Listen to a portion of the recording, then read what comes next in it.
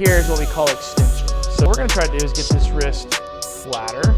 See how it's matching the line? A little more, just a little bit. Your arm moving like this and getting in front of you and your body opening up. So I think it's pretty good. Like the posture, your back's really flat. Your arm, the butt of the club's pointing at your belt buckle. I want to work a little bit on side bends. I feel like this hip should bump that a little more. Head should be a little more behind the ball. Small things. Like those are small, like just like habit. Let's take a look at the hip motion here. Much better hip turn. Much better. Let's check this out. So if I draw a line on the side of your hip here, that's good right there.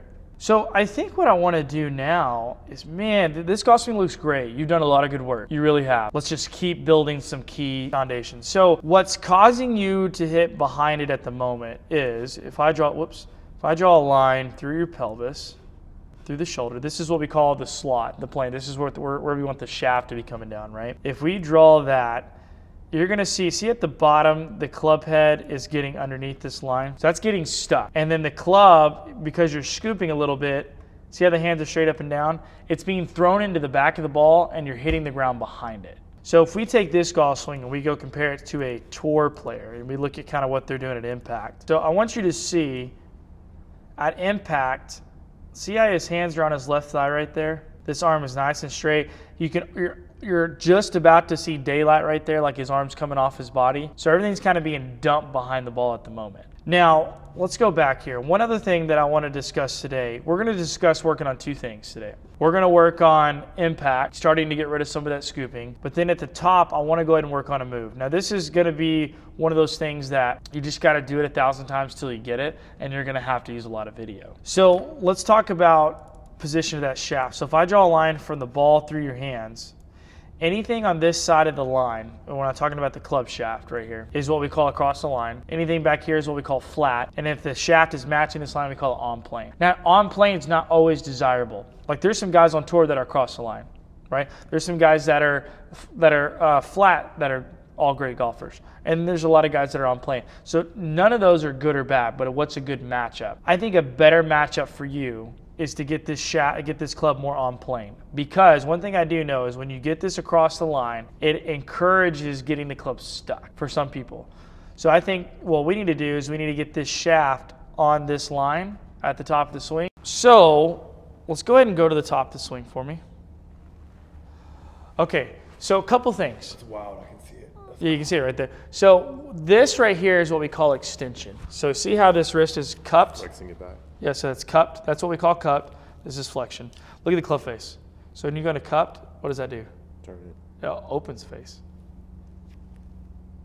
So at the top of the swing, the face is open.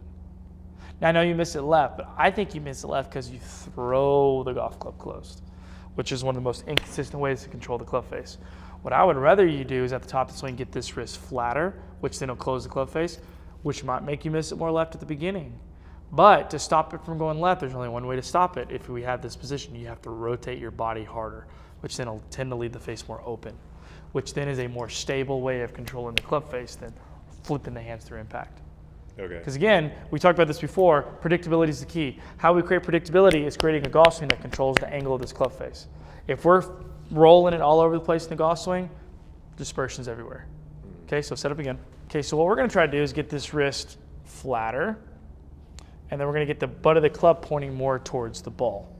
Right now, across the line, you go into extension and the club gets this way. This is across the line. This is flat. Somewhere right in there is on plane. And so how we're going to do that is we're going to get the wrist flatter. Okay, and we're going to feel like the butt of the club is pointing towards the ball at the top of the swing. So now, one thing you're going to have to be very cautious of is don't change your takeaway. Because remember how we worked on the takeaway? We can't get the club inside, right? Okay, so that would be inside. It's got to stay in front of you. Yeah, so go back and make sure we don't get it inside. So yep, there. Okay, now when you go to the top, finish your turn. Flat. So like not, but would that be stiff?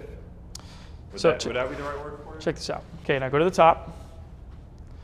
Okay, yeah, so if you look at this, that is on plane. Okay. Okay, this would be flat. Just think about the wrist. That would be across the line. So I'm just my wrist. Yep, so here, let me show you something else. I'll show you something else cool we can do. Full screen, and then we're gonna go to live. Okay, the picture is not great, but go ahead and set up for me real fast. When you get set up, don't move.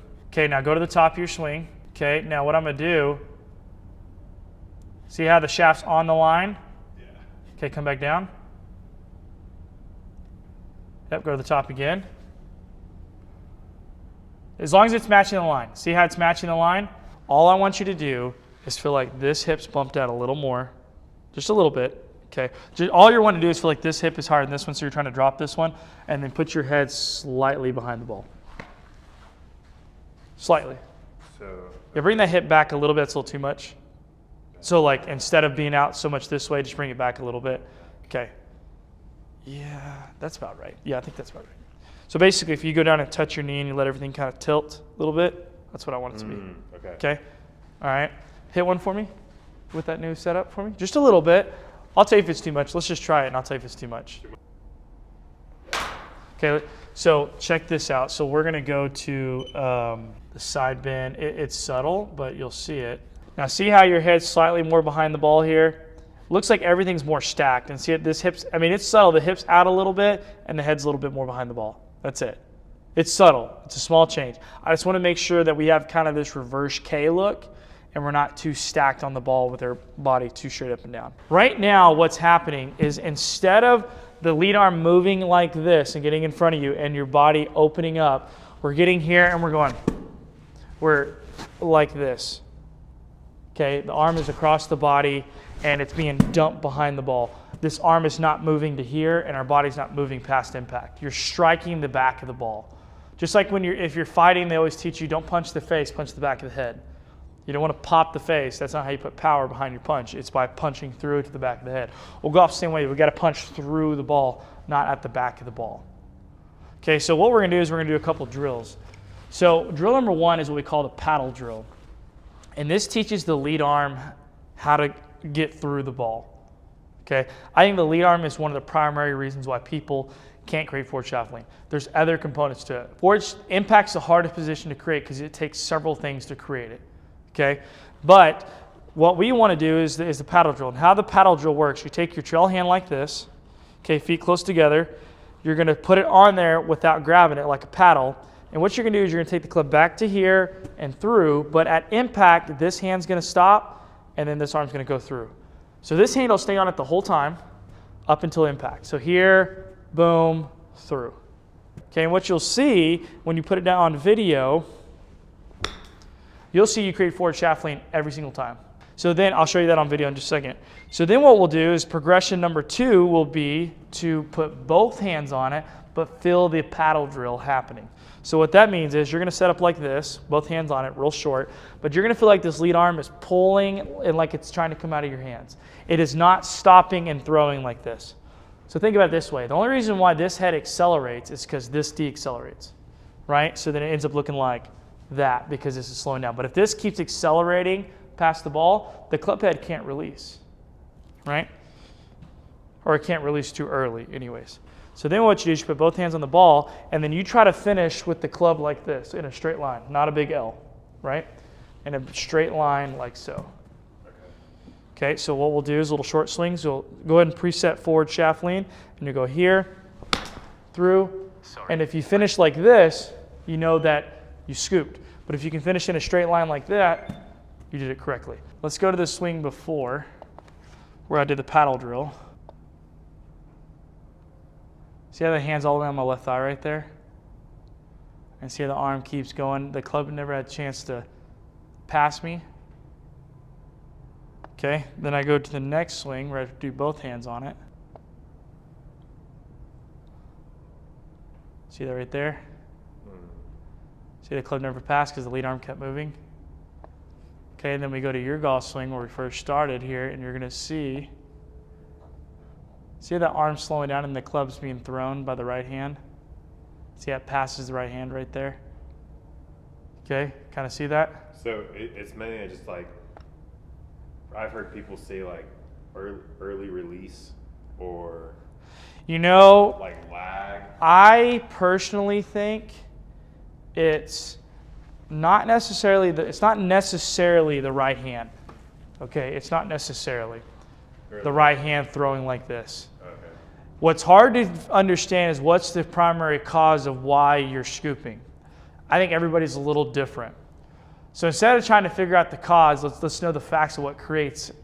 I try to look at it from that lens because you can sit there and make your head spin. Is it your right arm throwing it, or is it your left arm slowing down? Is it you're not rotating? Which one is it? Well, I think it's different for every golfer. But here's how we create forward shaft lean. Here's the truth.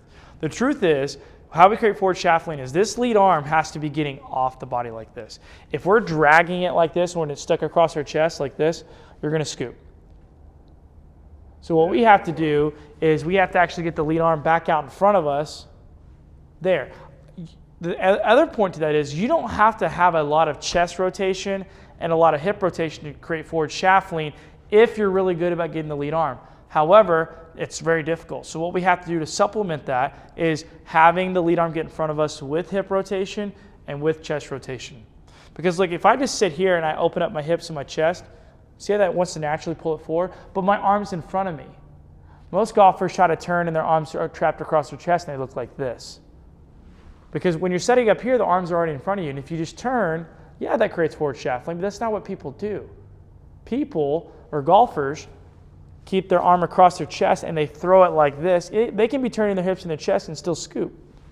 So I believe it has a lot to do with understanding how this lead arm is supposed to behave on the downswing.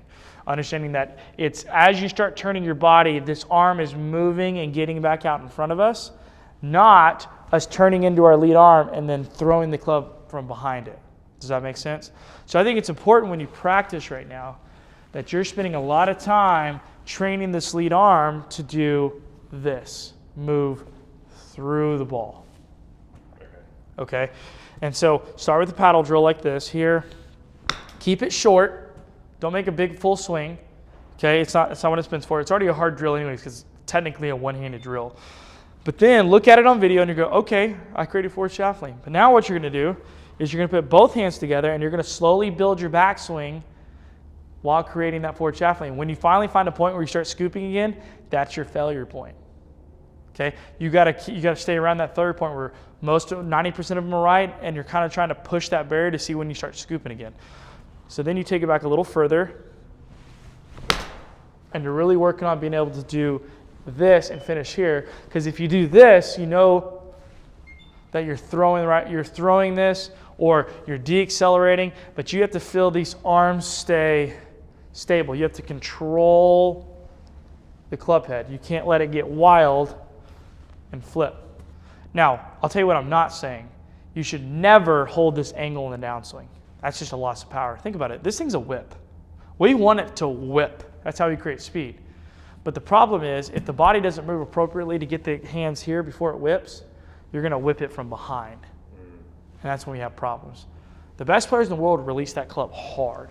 So the drill is to get a feeling of this left arm and yes. the drop that this left so arm you come has. do it. Yeah, so you come set up. So no ball for just a second. Practice. So feet together. Okay, put your hand on there like a paddle. Okay, go ahead and preset forward shaft lean. Lock that arm out. There you go. You're going to go here. You're going to come through. This hand's going to stop. But see how this keeps going? See how the club head didn't pass it? If this slows down. Because if that slows down, then I mean this hand is doing way too much, like. Not necessarily. It could just be your lead arm stops moving. Okay. Well, because look, put the hand in your pocket. Put the hand in your pocket. If you get back here and this hand stops, so start coming down. That's what would happen, right? Yeah. If this slows down, right? But if this hand keeps, the head can't catch up. Does that make sense? So do a couple practice swings here. Okay, lock that arm out when you set up for me, and go ahead and, there you go.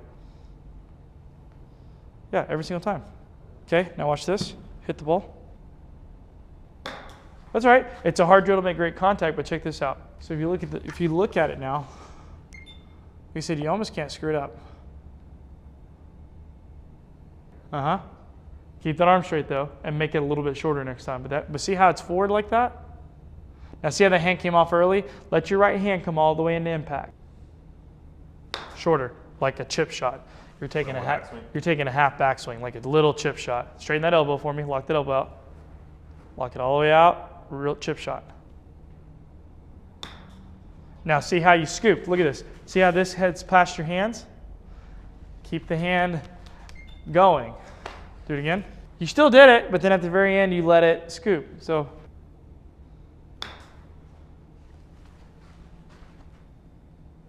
Okay. I'm being super picky, No, it's but I good, want it's you to good. see. Now look at this on video up here. So now see how the hand's starting to slow down a little bit? See how the head caught up a little bit?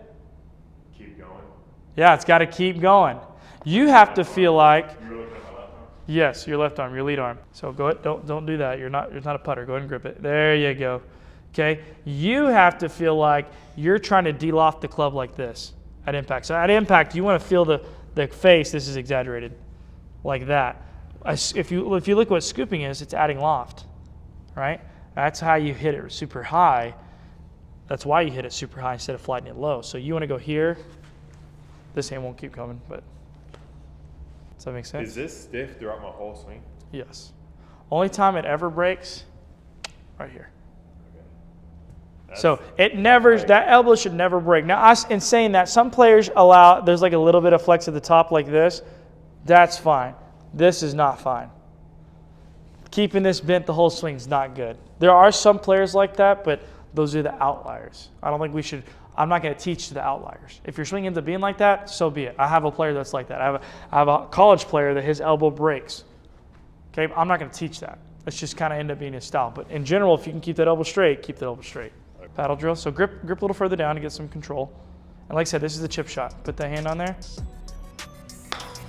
That was better.